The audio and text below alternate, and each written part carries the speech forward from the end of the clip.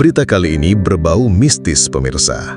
Nah, Bapak, Ibu, dan teman-teman sekalian, mari kita duduk sejenak dan dengarkan sebuah berita yang mungkin terdengar aneh. Tapi percayalah, ini adalah cerita yang berakar kuat di beberapa sudut masyarakat kita. Kisah ini tentang uang bibit goib. Apa itu uang bibit goib? Nah, pemirsa Kabar Kuningan, secara sederhana, uang bibit goib adalah sebuah konsep di mana ada uang yang diyakini bukan berasal dari dunia nyata, melainkan dari dunia lain atau alam goib. Uang ini biasanya muncul secara tiba-tiba di suatu tempat atau diberikan oleh sosok misterius dalam mimpi atau pertemuan aneh. Uang ini disebut bibit karena dipercaya memiliki kemampuan untuk beranak pinak atau melipat gandakan diri.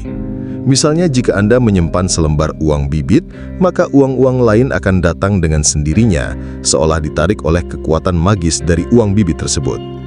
Intinya, uang ini dianggap sebagai magnet rezeki yang bisa membuat seseorang kaya raya tanpa bekerja keras.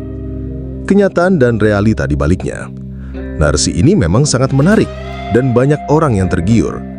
Mereka yang sedang dalam kesulitan ekonomi atau yang memiliki ambisi untuk kaya mendadak seringkali menjadi sasaran empuk dari cerita-cerita semacam ini.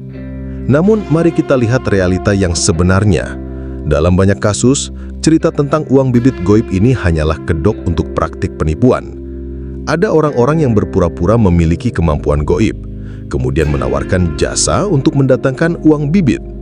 Mereka meminta sejumlah uang sebagai mahar atau biaya ritual, dan kemudian menghilang begitu saja.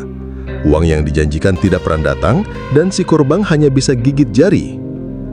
Ada juga kisah-kisah yang beredar di mana uang bibit itu memang ada, tapi membawa malapetaka.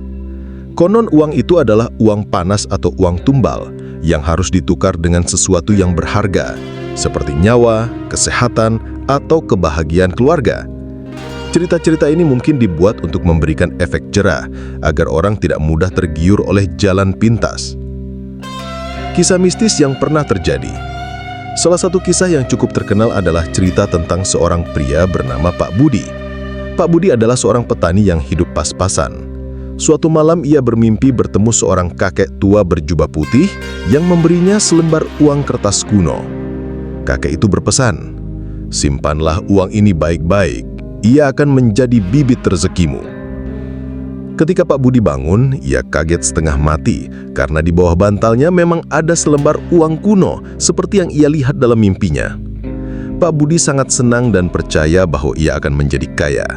Ia mulai menyimpan uang itu dan tak lama kemudian rezekinya memang mulai mengalir.